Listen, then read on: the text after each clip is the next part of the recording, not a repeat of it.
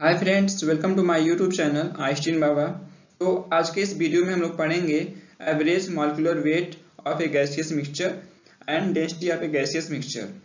ठीक है, ये दो टॉपिक हम लोग इस वीडियो में कवर करेंगे। बहुत ही इंपॉर्टेंट है आपके एग्जाम पॉइंट ऑफ व्यू से। बोर्ड एग्जाम में ये पूछे जाते हैं, एवरेज मॉलिक्यूलर वेट क्या होता है, लिखने को आप लोगों को आता है। ठीक है, और इस सबसे जरूरी चीज इसका कॉन्सेप्ट पता होना चाहिए कि ये इसका मतलब क्या होता है। ठीक है, आप लोग तो डेफिनेशन बुक से या फिर किसी नोट से रट्टा मार के लिख देंगे एग्जाम में, लेकिन उसका असली मजा तब है जब उसका आपको मतलब समझ में आए क्या चीज है ये। ठीक है, डेंसिटी तो आप लोग समझते ही होंगे। ठीक है, मास पर यूनिट वॉल्यूम होता है डेंसिटी, तो उसी तरीके से गैस का भी होगा, इसमें कोई अलग डेंसिटी नहीं है। ठीक है, लेकिन इसका फॉर्मूला क्या है, फॉर्मूला डिफरेंट होता है, तो उसको डिराइव करेंगे फॉर्मूले को।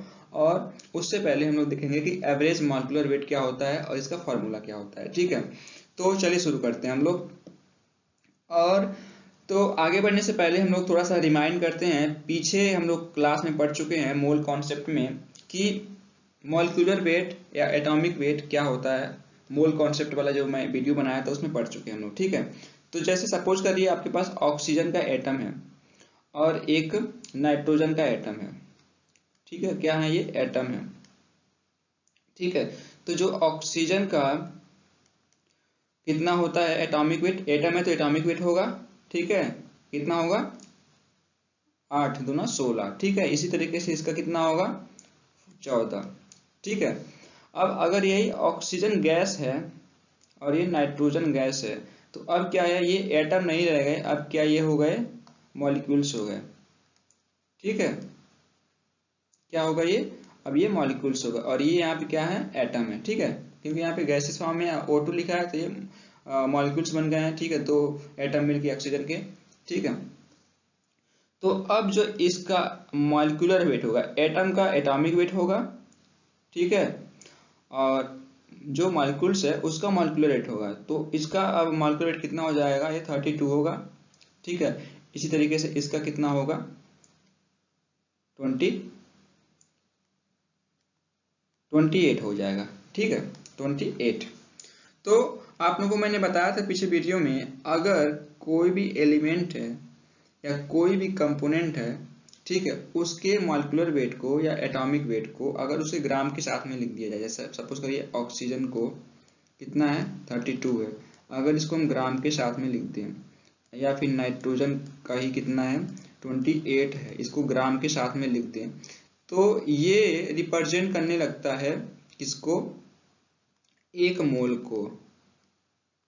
इसी तरीके से ये भी किसको बताएगा, एक मोल को। अब इसका मतलब क्या है कि अगर हम ऑक्सीजन का एक मोल लें तो उसका जो मास होगा वो 32 ग्राम होगा।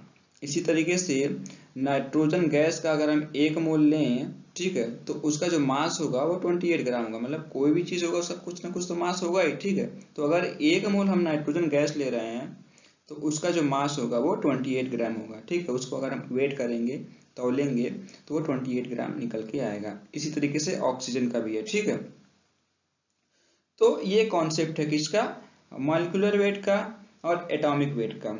ठीक है, अब क्या है, एवरेज मॉलिक्यूलर वेट हमको पढ़ना है। ठीक है, तो ये भी सेम मॉलिक्यूलर वेट ही है। ठीक है, कुछ अलग नहीं है। ठीक है, एवरेज इसलिए लिया गया कि ये किसी गैसियस मिक्सचर के लिए यूज किया जाता है। सपोज करिए हमारे पास कोई गैस है, नाइट्रोजन और ऑक्सीजन। ठीक है, इसमें ये क्या हुई है, मिक्स है, इसमें भरी हुई है, कोई बलून्स है या कोई सिस्टम है जिसमें ये दोनों गैसें भरी हुई हैं। अब इसका हमको एवरेज मॉलिक्यूलर वेट निकालना है। ठीक है, तो उसका जो फॉर्मूला आता है एवरेज मॉलिक्यूलर वेट का, वो आता है, लिखते हैं ऐसे करके, एम एवरेज, ठीक है, equal to M molecular weight of nitrogen into mole fraction of nitrogen plus molecular weight of oxygen into mole fraction of oxygen. ठीक है, अगर आगे और भी कोई गैस है तो उसका भी क्या करते हैं कि जिस भी गैस का हमको निकालना है उस गैस का मॉलिक्यूलर वेट लेते हैं। ठीक है, उस गैस का मॉलिक्यूलर वेट लिखते हैं और उसमें उसके मोल फ्रैक्शन से गुणा कर देते हैं, ठीक है। इसी तरीके से जितने भी गैस हैं उसमें उनको ऐसे करते करते जोड़ते जाते हैं, ठीक है। इसमें अगर और हाइड्रोजन भी हो तो उसको भी क्या करना कि मॉलिक्यूलर वेट ऑफ हाइड्रोजन गुणे उसका मोल फ्रैक्शन, इसमें जोड़ते जाएंगे, ठीक है। तो ये इसका मेन फॉर्मूला है।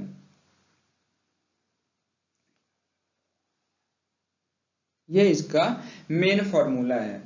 फॉर्मूला हो गया, आप लोगों को समझ में आ गया फॉर्मूला कैसे बन रहा है, ठीक है। फिर से मैं बताता हूँ कि किसी भी मिक्सचर का आपको अगर निकालना हो मॉलिक्यूलर एवरेज मॉलिक्यूलर वेट, तो उसमें क्या करेंगे, उस कंपोनेंट का क्या करेंगे, मॉलिक्यूलर वेट आपको याद होगा, उसको उसमें क्या करेंगे, उसके मोल फ्रैक्शन से गुणा करेंगे, प्लस फिर दूसरा जो कंपोनेंट है उसका मॉलिक्यूलर वेट और उसके मोल फ्रैक्शन से गुणा करेंगे। इसी तरीके से प्लस तीसरा प्लस चौथा ऐसे करते जाएंगे, तो वो उसका जो आएगा टोटल इसको सॉल्व करने पे वो उसका आएगा, इस गैसियस मिक्सचर का क्या आएगा, एवरेज मॉलिक्यूलर वेट। ये तो हो गया इसका मैथमेटिकल फॉर्म में, ठीक है। अब इसका कॉन्सेप्ट क्या है, इसका मतलब क्या है। जैसे यहाँ पे 1 मोल ले रहे थे, 1 मोल ऑक्सीजन गैस ले रहे थे, तो वो जो उसका 32 क्या था, 32 क्या है यहाँ पे, मॉलिक्यूलर वेट है किसका, ऑक्सीजन का। 28 क्या है, मॉलिक्यूलर वेट है नाइट्रोजन का, ठीक है। तो अगर उसी को ग्राम में लिखेंगे तो वो बराबर हो जाएगा 1 मोल के, या 1 मोल रहेगा तो वो बराबर होगा इसके, दोनों वाइस वर्सा है, ठीक है। तो उसी तरीके से ये भी क्या है, एम एवरेज जो डिनोट करेगा, एम एवरेज, ये भी 1 मोल, इसको अगर ग्राम में लिखेंगे ये ग्राम में ही रहेगा, ठीक है, ग्राम में, ठीक है। एम एवरेज इक्वल टू 1 मोल। अब 1 मोल ये किसका होगा, 1 मोल ये गैसियस मिक्सचर का होगा, 1 मोल जो होगा ये इस गैसियस मिक्सचर का होगा। अब इस गैसियस मिक्सचर में कुछ भी हो सकता है, कितने भी कंपोनेंट हो सकते हैं, नाइट्रोजन, ऑक्सीजन, हीलियम, नियान, मतलब कुछ भी उसमें जितने सारे गैस हैं वो मिले हो सकते हैं, ठीक है। तो उस टोटल गैस का अगर 1 मोल होगा तो उसका जो वेट होगा, मास होगा, वो जो एवरेज निकल के आया इस फॉर्मूले से उसके बराबर होगा, ठीक है। या जो इसका जो एवरेज निकलेगा, एवरेज मॉलिक्यूलर वेट निकलेगा इस फॉर्मूले से, वो क्या होगा, वो बराबर होगा इसके 1 मोल के बराबर होगा, ठीक है। तो ये इसका कॉन्सेप्ट है। इसी तरीके से अगर ये क्या होगा, मतलब कि अगर इस गैस का समझिए 4 मोल है तो इसमें 4 का गुणा कर देंगे। जैसे अगर इस सपोज करिए कोई गैसियस मिक्सचर है नाइट्रोजन और ऑक्सीजन का 4 मोल है, ठीक है। तो 4 मोल है और उसका जो एवरेज आया है मॉलिक्यूलर वेट, ये एवरेज मॉलिक्यूलर वेट जो आया है वो ये एवरेज है, ठीक है। ये इसी को ले लेते हैं और ये 4 मोल है। तो अब कहेंगे टोटल का मास कितना है, तो इसमें 4 से गुणा कर देंगे और जो आएगा क्वांटिटी उसको ग्राम में लिखेंगे, तो वही उसका 4 मोल में इतने ग्राम ये गैस हो गई, ठीक है। और 4 मोल है, 0.5 मोल है, तो उतने से इसमें क्या करेंगे, मॉलिक्यूलर जो एवरेज मॉलिक्यूलर वेट है उसमें गुणा करते जाएंगे, तो वो हमारा उसका ग्राम में क्वांटिटी निकलता आएगा। इसके अपोजिट भी है, इसके अपोजिट भी है, यहाँ पे फिर से समझते हैं इसको। इसके अपोजिट भी है, जैसे कि एम एवरेज में आप क्या किए, यहाँ पे उतने का गुणा कीजिए जितने का, सपोज 4 मोल वो गैसियस मिक्सचर है, ठीक है। तो ये किस में हो गया, आप ग्राम में इसको लिखेंगे,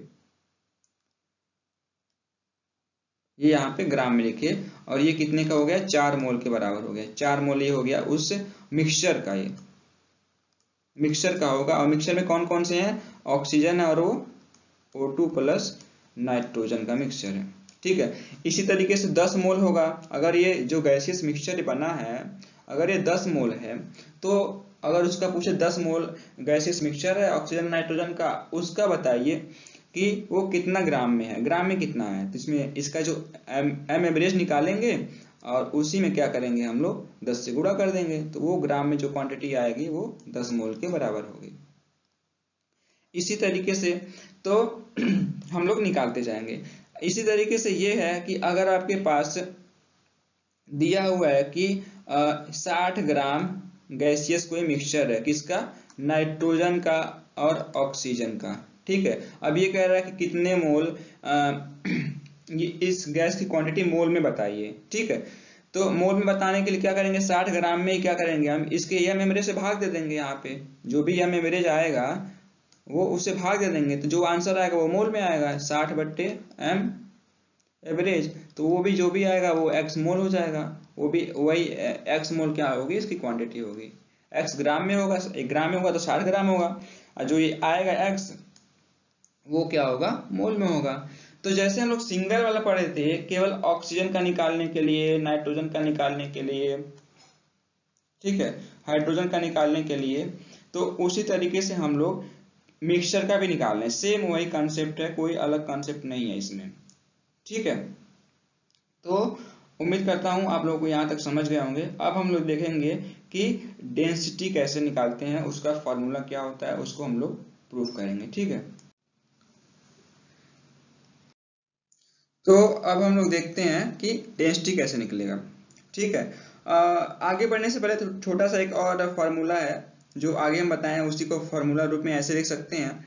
जैसे आपको निकालना है कि numbers of moles of gaseous mixture,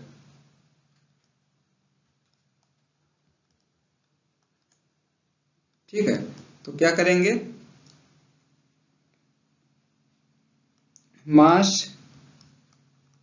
in gram of mixture, ठीक है, जो भी उसका मास होगा या वेट होगा उसको निकालेंगे, अब बट्टे एम एवरेज कर देंगे, ठीक है। ये फॉर्मूला तरीके से हम लोग याद कर लेंगे इसको, ठीक है,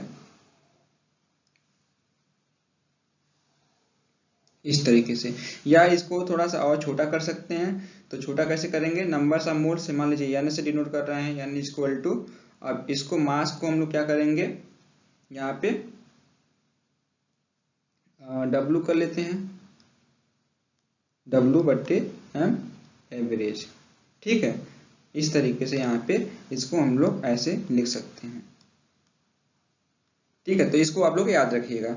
अब हमको निकालना है क्या, डेंसिटी यहाँ पे gaseous mixture, density of a gaseous mixture कैसे निकालेंगे, ठीक है।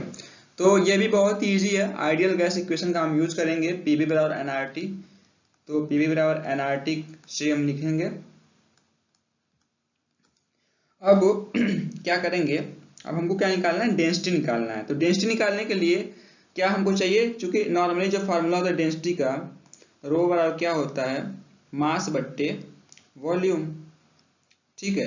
तो हमको इस वाले फॉर्मूले में हमको मास ढूंढना है, वॉल्यूम तो है यहाँ पे, आपको मास ढूंढना है, ठीक है। उसके बाद हमारा ये रो का मान यहाँ से निकल जाएगा, ठीक है। तो देखते हैं कैसे उसको सेट करते हैं। तो यहाँ से क्या करेंगे, भी यहीं पे रहने देंगे, और एन आर टी बट्टे पी कर लिए, ठीक है। उसके बाद क्या करेंगे हम लोग, जो भी है इसको ऐसे रहने दिए, जो मोल है, मोल को हम लोग क्या लिखे, जो ऊपर फॉर्मूला हमने लिखा हुआ है यहाँ पे देखिए, एन बराबर डब्ल्यू बटे एम एवरेज, ठीक है। तो उसको यहाँ पे लिख देंगे, एन के जगह पे डब्ल्यू बट्टे एम एवरेज, आपको कोई कंफ्यूजन नहीं होना चाहिए यहाँ पे इसको। और ये आर टी बट्टे पी ऐसे लिख दिए, केवल ये इसके जगह पे हमने इतना लिख दिया है, ठीक है। मोल्स के जगह पे लिख सकते हैं इतना, मास बट्टे डब्ल्यू क्या मास है, वेट है, बट्टे एवरेज एम एवरेज मतलब molecular weight, average molecular wait, ठीक है। अब क्या करेंगे, हमको डेंसिटी निकालना है। तो अब इसी चीज को हम लोग और ऊपर ले जाएंगे, यहाँ पे देखते हैं क्या करते हैं इसमें और क्या कर सकते हैं, ठीक है। तो हमको एम बटे वी चाहिए, ठीक है, एम बटे बी या डब्ल्यू बटे बी, क्योंकि यहाँ पे डब्ल्यू हमने लिया मास या वेट, ठीक है। तो देखिए यहाँ पे गुणे में है, यहाँ पे एक गुणे है, एक गुणे भी है यहाँ पे, ठीक है। तो भी इधर आएगा तो भागा हो जाएगा, ठीक है। तो इसका मतलब ये कि अगर हम एम एवरेज को इधर कर दें, एम एवरेज को इधर कर दें बराबर, और इसको क्या करें, डब्ल्यू बट्टे भी कर लें, ठीक है। तो देखिए आ गया यहाँ पे, और ये आर टी बट्टे पी ऐसे ही रहने दें, ठीक है। तो ये जो क्वांटिटी हो गई क्या हो गया हमारा, इसी को हम लोग क्या करते हैं, density of a gaseous mixture, ठीक है। तो इसको कैसे डिनोट करेंगे, अब यहाँ पे हमको केवल इसका क्वांटिटी निकालना है, तो बाकी ये जो क्वांटिटी है, ये जो क्वांटिटी है इसको भी हम लोग इधर भेज देंगे। तो इसको ऐसे लिख सकते हैं यहाँ पे, कि